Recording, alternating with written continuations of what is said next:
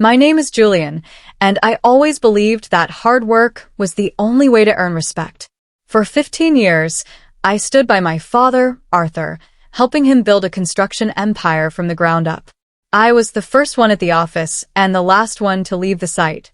I knew every brick, every contract, and every worker by name. My brother, Leo, was different. He spent his days spending money he didn't earn and traveling to places he couldn't afford. While I was wearing a safety helmet in the rain, he was sitting on a beach. Still, I never complained because I thought my father saw my dedication. I thought that when the time came, the company would be mine to lead. Our family legacy was everything to me, and I protected it with every breath. But life has a way of showing you that loyalty isn't always rewarded with fairness. The tension started during my father's 65th birthday dinner.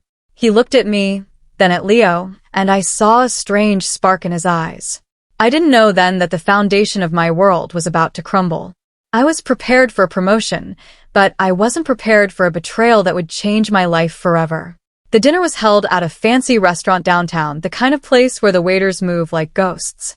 My father sat at the head of the long table, looking proud. Leo sat across from me, scrolling on his phone and looking bored. My father cleared his throat and stood up to make an announcement. I felt my heart race with excitement. I thought he was finally going to name me the CEO of the company. I have reached an age where I must think about the future, he began. He talked about the history of our business and the importance of family blood. Then he said the words that felt like a physical blow to my chest. I am leaving the entire company, the properties, and the family estate to Leo. The room went silent. I couldn't breathe. I looked at Leo, who finally put his phone down with a smug grin. I looked at my father, searching for a sign that he was joking. But he wasn't. He didn't even look at me. He just kept talking about how Leo needed the responsibility to grow. It didn't matter that I had done all the work. It didn't matter that Leo knew nothing about construction. My father had given everything to the son, who did nothing. I stood up slowly, my chair scraping against the floor. The sound seemed to echo for minutes. "What about me, Dad?" I asked. My voice was steady, but I was shaking inside. My father finally looked at me, but his expression was cold. "You have a salary, Julian. You are a good worker, and you'll stay on to help your brother manage things." He said it like it was a favor. He expected me to do all the heavy lifting while Leo took the title and the profits. Leo laughed softly and took a sip of his wine. "Don't worry, big brother. I'll make sure you get a nice bonus at Christmas if you work hard." The disrespect was more than I could handle. I realized in that moment that I was never a son to my father. I was just a tool he used to build his wealth. He chose Leo because he saw himself in Leo's charm, while he saw my hard work as something to be expected. I didn't argue. I didn't shout. I simply turned around and walked out of the restaurant into the cold night air. I had no plan, but I knew one thing for certain. I would never be their servant. The next morning, I arrived at the office before sunrise. I didn't go to my desk. Instead, I went to the main safe where we kept the original deeds and the client contact lists. I wasn't going to steal them, but I needed to see exactly what my father had signed over. As a forensic-minded manager, I had kept a secret ledger for years. I knew there were gaps in the company's finances that my father had ignored. I spent 4 hours documenting every irregular transaction and every corner my father had cut to save money. If Leo was going to run this company, he was inheriting a ticking time bomb. While I was working, the door opened. It was my father. He looked surprised to see me there so early. "I'm glad you're here, Julian," he said. "Leo will be in at noon. I want you to have his office ready." He didn't ask how I was feeling. He didn't apologize. He just gave me more orders. I looked at him and realized he truly believed I would just stay and take the abuse. "The office will be ready," I told him quietly. He nodded, satisfied, and walked out. He had no idea that I was already moving my pieces across the board. By noon, Leo arrived wearing a suit that cost more than most of our workers made in a month. He strutted into the executive suite like he owned the world. "Where's my coffee, Julian?" he shouted from the hallway. I walked into his new office and placed a single folder on his desk. "Everything you need to know about the current projects is in here," I said. Leo didn't even open it. He just leaned back in the leather chair and put his feet up on the mahogany desk. "I'm thinking of selling the West Side Project," he said. My heart stopped. The West Side Project was our biggest contract, a $60 million development. "You can't sell that, Leo. We haven't finished the foundation yet. The penalties would ruin us." Leo waved his hand dismissively. "I found a buyer who will pay cash now. I want the money for a new yacht." I looked at him and realized he was going to destroy 15 years of my work in 15 minutes. I didn't try to stop him anymore. I realized that if the company crashed under his watch, it would be his name on the documents, not mine. I walked back to my small office and started typing my resignation letter. It was time to build something of my own. I left the company that Friday. I didn't take a car and I didn't ask for a severance package. I took my personal savings and a small team of 3 workers who had been loyal to me for a decade. We started a small firm in a tiny warehouse on the edge of town. For 6 months, I worked harder than I ever had before. We took the small jobs that my father's company thought were beneath them. We fixed leaky roofs and built small extensions.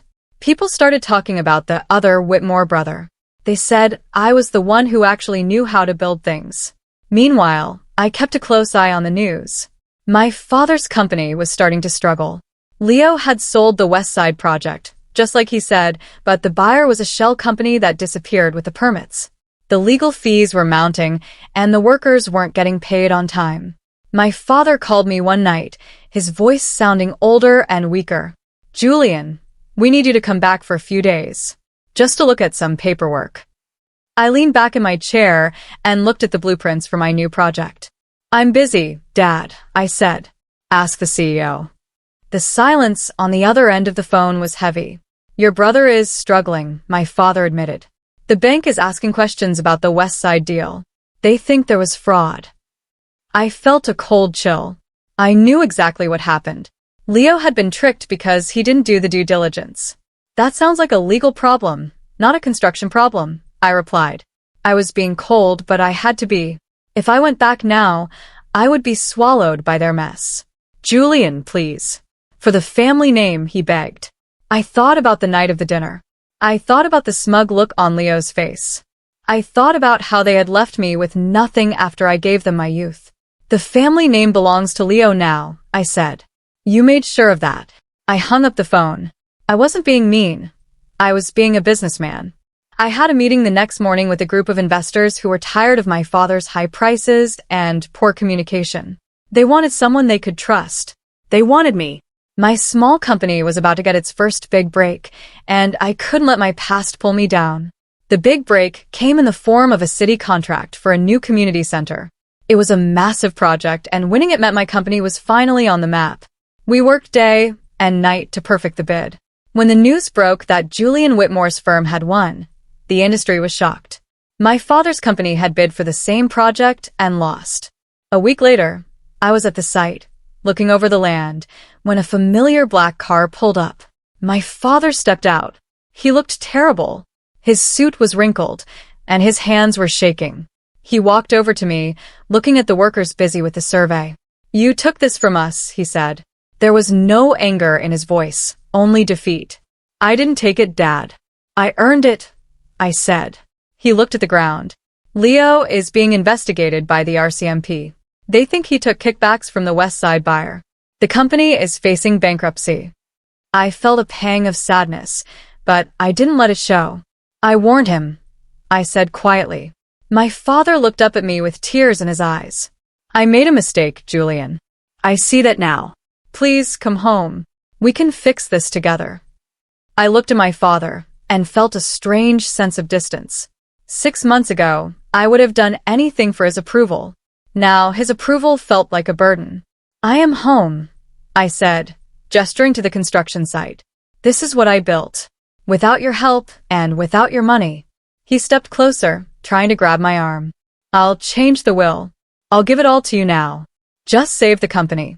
I shook my head slowly. "It's too late for that. The company is a hollow shell. You let Leo burn it down because you wanted to believe he was a leader." My father fell silent. He knew I was right.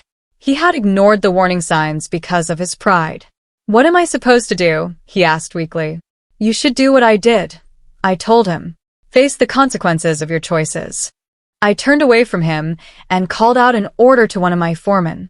My father stood there for a long time, watching me work. He looked like a stranger. When he finally got back in his car and drove away, I didn't look back. I had a community center to build, and for the first time in my life, I was doing it for myself. A few days later, the news hit the front page. The Whitmore Group was filing for bankruptcy. Leo was being charged with financial fraud and conspiracy. The empire my father had cherished was gone. People started calling me, asking if I was going to buy the remains of the business.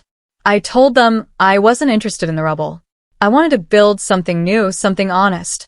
But then I received a letter from a lawyer. It wasn't about the bankruptcy. It was from my mother's estate. My mother had passed away 5 years ago, and I thought everything she owned had gone to my father. The letter said that she had left a private trust in my name, something my father didn't know about. It was a piece of land in the heart of the city, hidden under a different company name. She had left a note with the deed.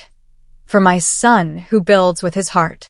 I realized then that my mother had seen the truth long before I did. She knew my father would eventually betray me, and she had provided a safety net. With that land, my company could grow 10 times faster. I felt a surge of gratitude. I wasn't alone after all. I decided to use the land to build an affordable housing complex.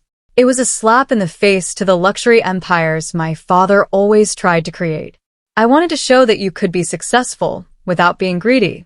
As the project started, I hired the workers who had lost their jobs when my father's company collapsed.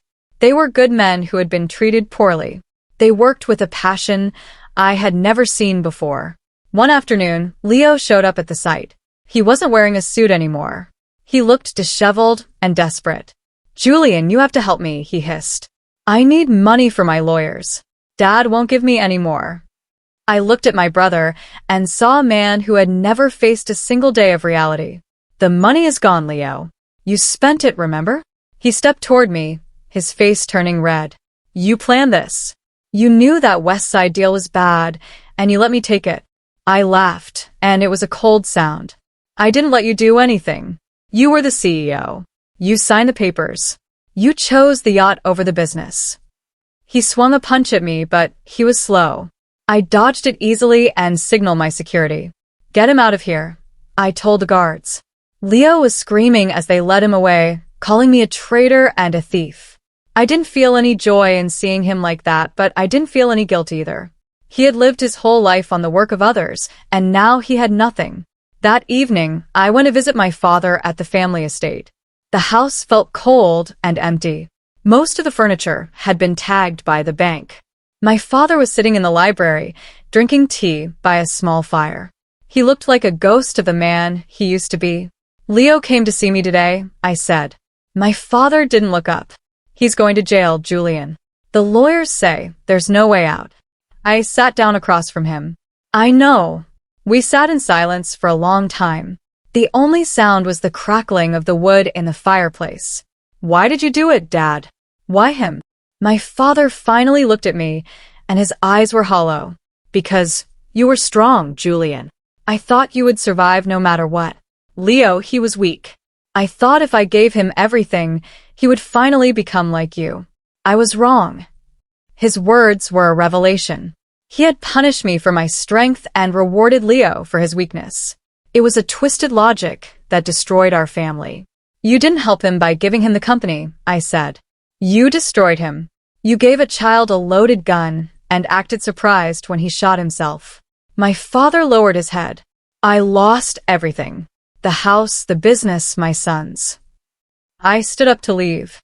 You haven't lost me, Dad. But you've lost the right to be my boss. If you need a place to stay when the bank takes this house, I have a small apartment in my new development. It's simple, but it's clean. My father looked shocked. He expected me to scream at him or laugh at his misfortune. He didn't expect kindness. You would do that? After what I did? I moved toward the door. I'm not doing it for the company. I'm doing it because I'm not like you. I don't leave people behind just because they aren't useful to me anymore. As I walked out, I felt a massive weight lift off my shoulders. I had finally won, not by taking his money, but by keeping my soul. The next few months were a whirlwind of success. My affordable housing project was finished ahead of schedule and under budget. The city was calling it a miracle. I was featured on the news, not as the son of Arthur Whitmore, but as the founder of Julian's Hope. I was making a real difference in people's lives. Meanwhile, Leo's trial began. It was a circus. He tried to blame everyone, including me, but the evidence was airtight. The secret ledger I had kept proved that the financial downward spiral started exactly when he took over. It showed his personal expenses being paid by the company's emergency funds. On the day of his sentencing, I went to the courthouse. I wanted to see the end of this chapter. Leo was sentenced to 5 years in prison. When they led him away in handcuffs, he looked at me. There was no more anger in his eyes, only fear. I realized that for the first time in his life, he was alone. My father was there too, sitting in the back row. He looked old and frail. He didn't say a word to Leo. He just watched. After it was over, we walked out together. The air outside the courthouse was fresh. "It's over," my father whispered. "Yes," I replied. We walked to my car. "I'm moving out of the mansion tomorrow," he said. "The bank is taking the keys at noon."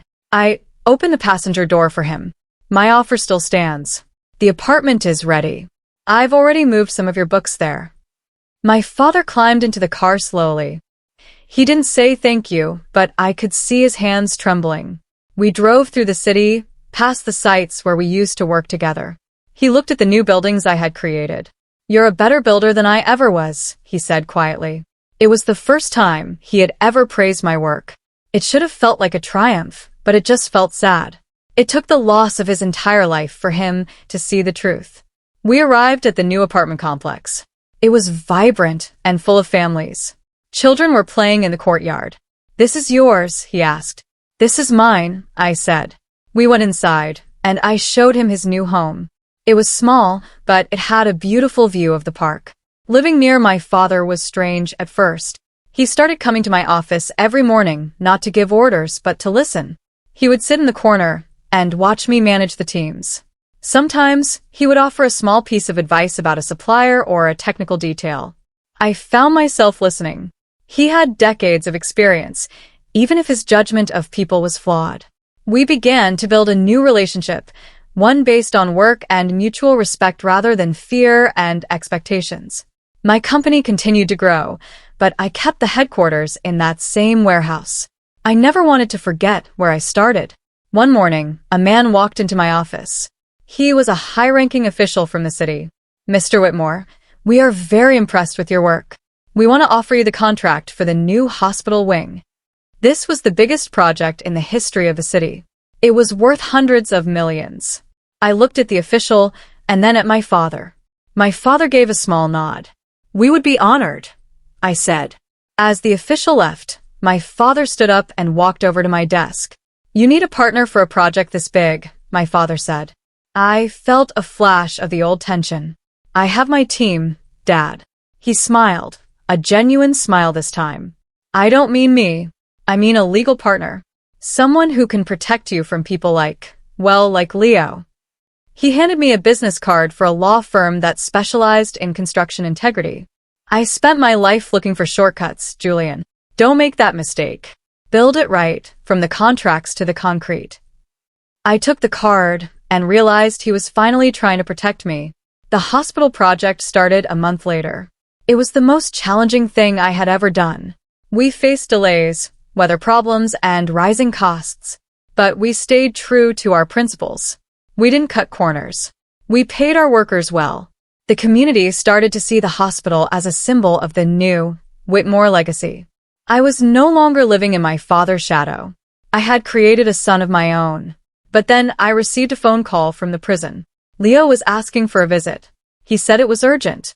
I didn't want to go, but my father asked me to. "He's still your brother, Julian. He's lost, but he's blood." So, I drove to the prison on a rainy Saturday. Seeing Leo behind glass was a shock. He had lost weight, and his hair was starting to gray. "What do you want, Leo?" I asked. He looked at me for a long time before speaking. "I wanted to say I'm sorry," he whispered. I didn't believe him at first. I thought it was another trick to get money. Why now? I asked. Because I saw you on the news, he said. I saw the hospital project. I realized that if I had just listened to you, we could have done that together.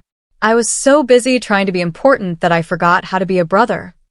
He started to cry, real tears this time. I don't want your money, Julian. I just don't want to be dead to you. I sat there and looked at the man who had tried to ruin me.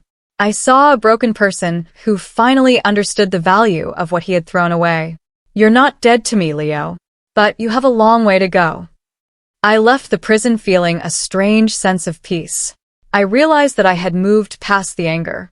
The betrayal that once felt like a fire in my chest had turned into cold ash. I was free. When I got home, my father was waiting for me. How is he? He asked. He's learning, I said. We sat on the balcony of his apartment, watching the city lights. I never thought we would end up like this, my father said. In a small apartment, watching you build the city. I looked at him and smiled.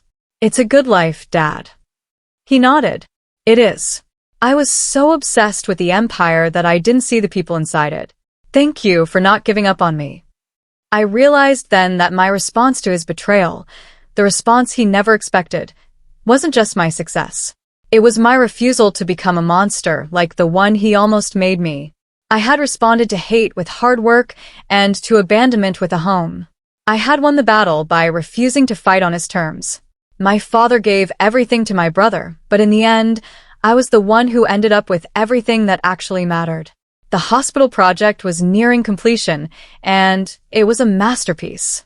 It was a state-of-the-art facility that would save thousands of lives. On the day of the grand opening, I stood on the stage in front of the entire city. My father was in the front row, looking up at me with pride. I gave a speech about the importance of integrity and the strength of a community. I didn't mention the betrayal or the bankruptcy. I focused on the future. After the ceremony, I walked through the halls of the new hospital. I felt a deep sense of satisfaction. This was my legacy.